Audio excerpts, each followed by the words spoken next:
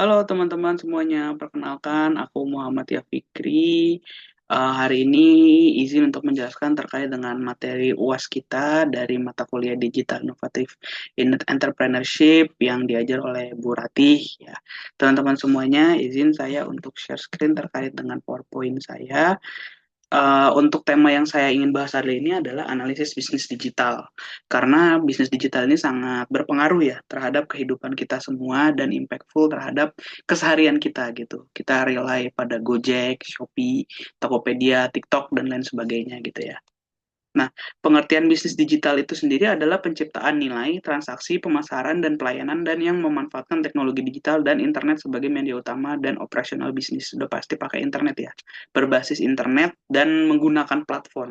Jadi internet untuk komunikasinya, jalurnya platform adalah untuk bentuk dari proses digitalisasinya itu sendiri. Dan menggunakan data sebagai aset utama, seperti contohnya TikTokku gitu ya, dan teman-teman sekalian ataupun Bu Rati itu beda tuh FYP-nya.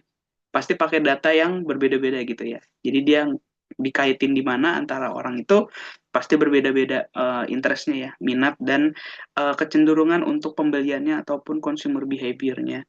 Itu juga yang menjadikan kayak misalnya promo di Gojek gitu ya, promo voucher di Gojek, di Shopee itu berbeda-beda untuk masing-masing orang gitu ya. Jadi memang dipersonalize untuk kita masing-masing gitu.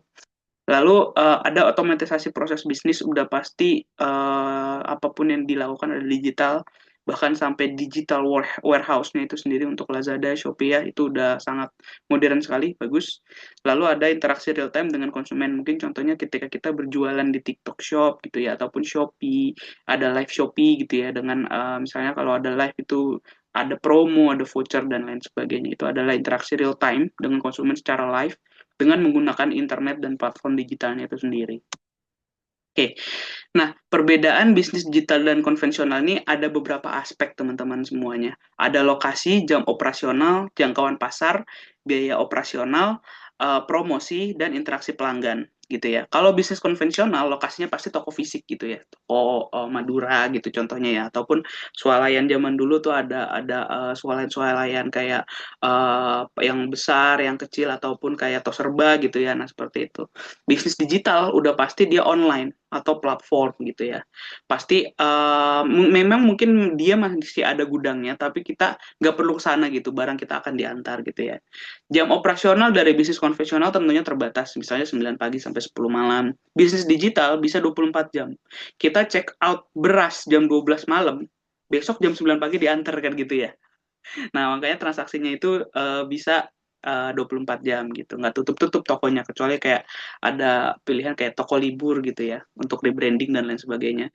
Jangkauan pasarnya pasti lebih luas ya, kalau untuk bisnis digital, bahkan bisa shipping ke luar negeri dan lain sebagainya. Lalu untuk biaya operasional, tentu aja tinggi maintenance cost-nya, karena kan kita ketika kita maintenance bisnis konvensional, tokonya itu pasti kan harus bagus, karena customer kan datang ke situ gitu ya karena customer kan ingin nyaman apa maksudnya berbelanja dengan nyaman gitu ya. Ada AC-nya, misalnya rak-raknya juga tersusun rapi dan itu pasti memakan operasional yang tinggi. Sementara kalau misalnya di online kan paling modalnya cuma foto tuh dari produknya itu pasti relatif lebih rendah. Promosinya ada bisa sebenarnya bisnis konvensional bisa online juga sih ya zaman sekarang.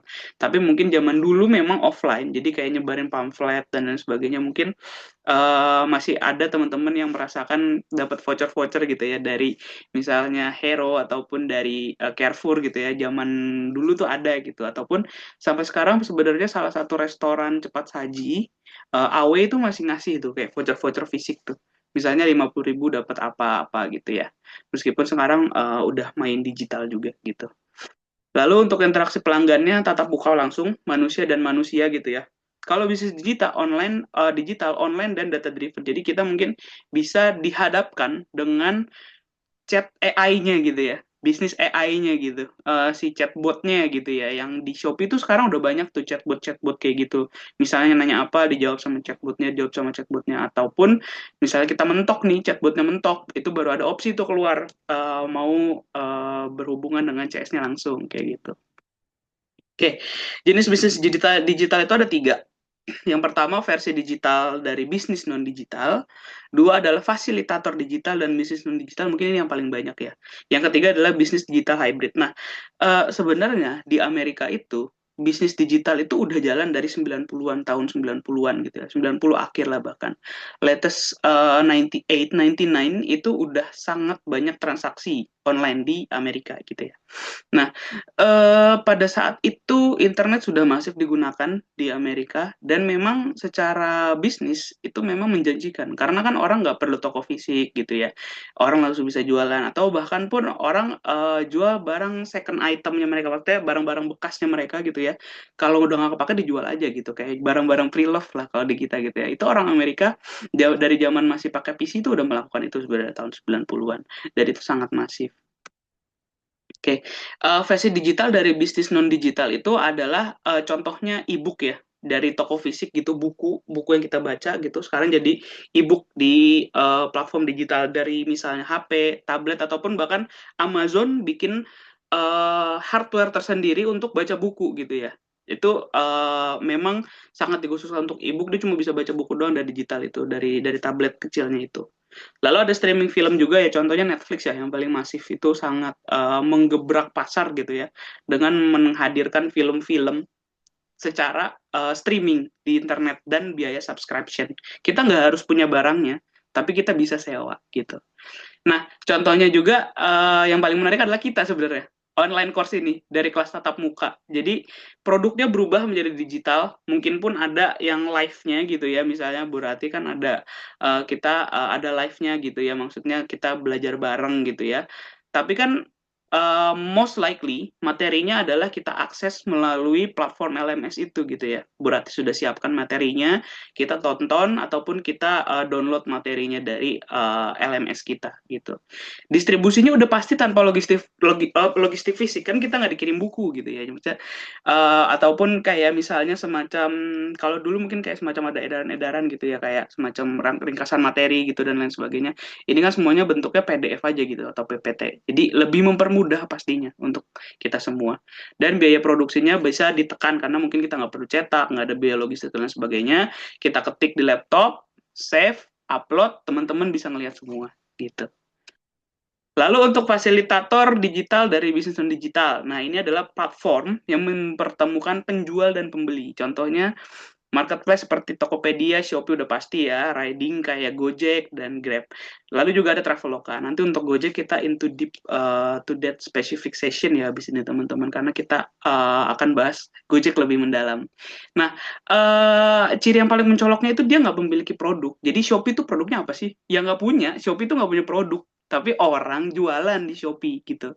Jadi mempertemukan penjual dan pembeli. Dia nih cuma bikin platform aja. Oke, saya ini cuma maintain platformnya, kalian silakan taruh barang ataupun kalian silakan mengambil barang dari toko saya gitu, dari platform saya ini gitu ya, dengan menggunakan fee dari transaksi-transaksi yang dibuat gitu.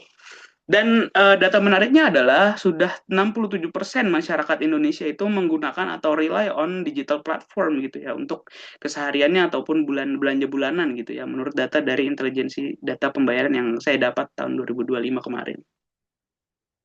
Oke, untuk kasus Gojek sendiri ini adalah sebenarnya Gojek udah super app ya. Awalnya mungkin transportasi online doang, awalnya bahkan spesifik motor. Jadi Gojek itu awalnya sebenarnya emang transportasi online yang fokusnya adalah ojek emang. Kan Gojek gitu ya, kayak ojek gitu ya. Nah, lalu bertambah tuh dari motor jadi mobil, dari mobil dia bisa ngirim makanan, kita bisa beli makanan gitu ya, GoFood dan lain sebagainya. Ditambah pembayarannya sekarang ada dompetnya sendiri gitu ya, GoPay. Nah, awalnya mungkin cash, sekarang pakai GoPay. Terus ada logistik, logistik dia kan bisa bawa barang lain sebagainya gitu ya, dan jasa layanan harian. Platformnya ini udah pasti satu ekosistem yang besar yang kita sebut sebagai super app gitu ya. Apa aja ada tuh. Bahkan sampai kalau misalnya kadang kita, wah belum gajian nih, kita ke ini dulu deh, pay letter gitu ya. Pay letternya itu bahkan dari Gojeknya itu sendiri. Jadi kita menggunakan jasa dia, kita utang sama dia gitu. Luar biasa itu. Itu super app yang sangat apa ya, mencerminkan kehidupan digitalisasi gitu. Lalu potensi penghasilannya itu dari transportasi ke super app, dari fintech gitu ya tadi yang aku bilang. Jadi tiga itu udah pasti jadi satu kesatuan yang membuat Gojek tuh ya salah satu pasar yang terbesar di Indonesia, Gojek dan Grab ya keduanya gitu.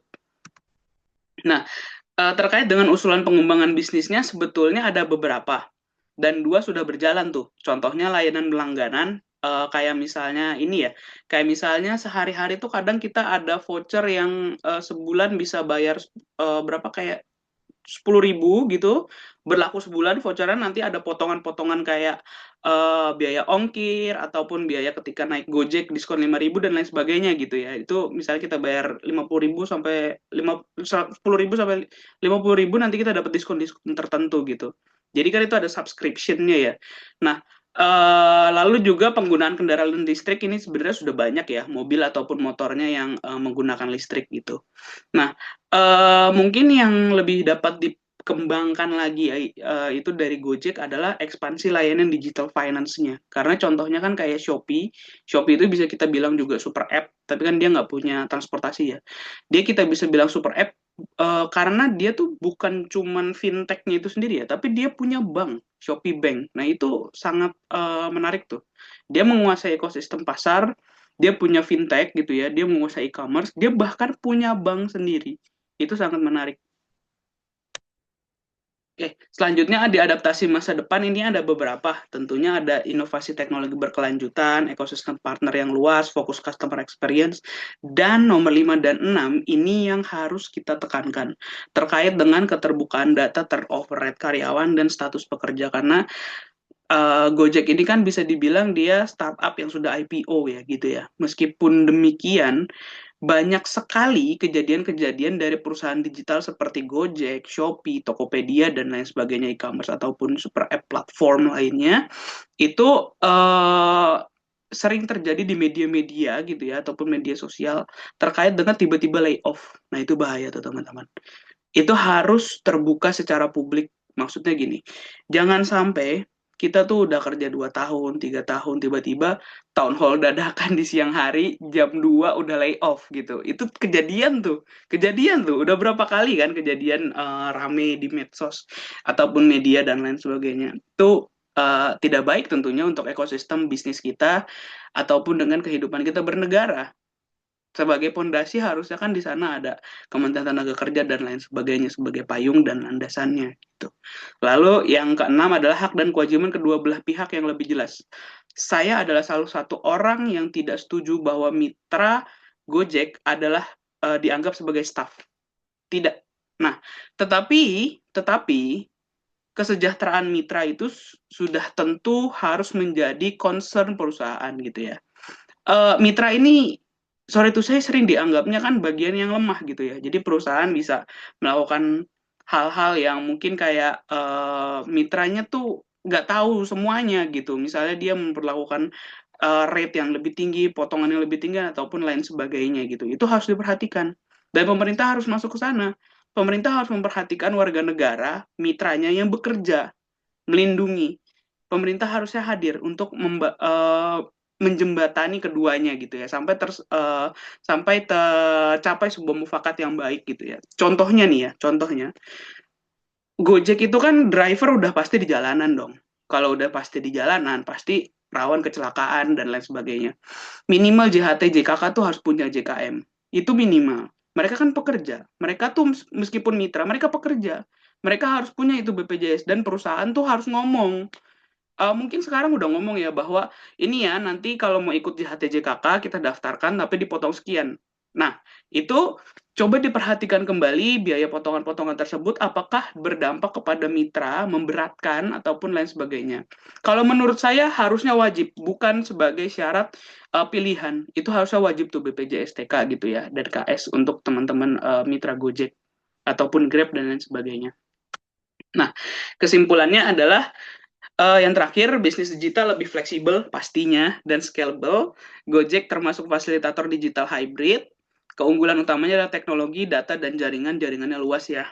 Mungkin dulu Gojek waktu awal-awal launching di kota-kota besar di Indonesia, misalnya Jakarta, Surabaya, Medan.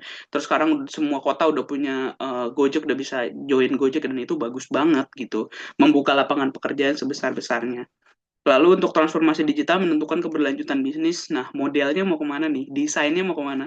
Desainnya Gojek itu kan ataupun Grab ya, Gojek sih yang lebih sering berubah-ubah tuh UI UX-nya, ataupun dengan sekarang karena lagi rame kucing, kalau teman-teman perhatikan sekarang tuh Godzilla-nya udah hilang tuh. Kalau Godzilla yang error-error di Gojek sekarang udah hilang, diganti kucing. Nah, itu dia tuh udah mikirin tuh sebenarnya, oh ini loh yang lagi tren, oh ini loh yang lagi disukai oleh masyarakat, yang lebih apa, mungkin bisa lebih relate gitu ke masyarakat. Lalu yang terakhir adalah perlunya pemerhatian yang lebih baik antara hak dan kewajiban mitra dan perusahaan, seperti yang saya bilang sebelumnya gitu ya, karena memang antara mitra dan perusahaan ini harus diperhatikan bagaimana terkait dengan posisi mitranya. Di media sosial beberapa kali saya lihat memang sebagai mitra Gojek itu ada akun yang anyep gitu ya disebutnya, ataupun akun yang ramai gitu ya. Mungkin itu bisa diperhatikan kembali bagaimana terkait dengan data ataupun sistem yang digunakan oleh Gojek. Ketika saya pulang malam hari, di hari-hari biasa pun itu terlihat cukup banyak Gojek yang dia tidur di jalanan sebenarnya. Di pusat-pusat kota di Jakarta, contohnya bahkan kayak di Blok M gitu ya, di pinggir-pinggiran jalan tuh mereka tidur gitu di atas kursi ataupun lain sebagainya. Mungkin memang kelelahan ataupun belum dapat cukup uang untuk pulang ke keluarga, ataupun bahkan mungkin dengan lain-lain hal yang masyarakat hadapi kesehariannya, itu mungkin perlu diperhatikan tuh gitu. Dan mungkin shelter-shelter Gojek itu memang harus diperbanyak ya, shelter-shelter kayak untuk menunggunya agar lebih rapi sebetulnya. Memang Jakarta ini spesifik spesifik Jakarta ya, memang tanah itu sudah sulit, wilayah itu sudah sulit, jadi memang untuk membangun shelter jika tidak dimungkinkan, mungkin lebih ditertibkan bagaimanapun caranya supaya kota kita menjadi rapi, masyarakat juga enak, mitra Gojek juga senang kerjanya gitu. Oke, itu aja teman-teman semuanya. Terima kasih. Wassalamualaikum warahmatullahi wabarakatuh. Terima kasih, Bu Rati.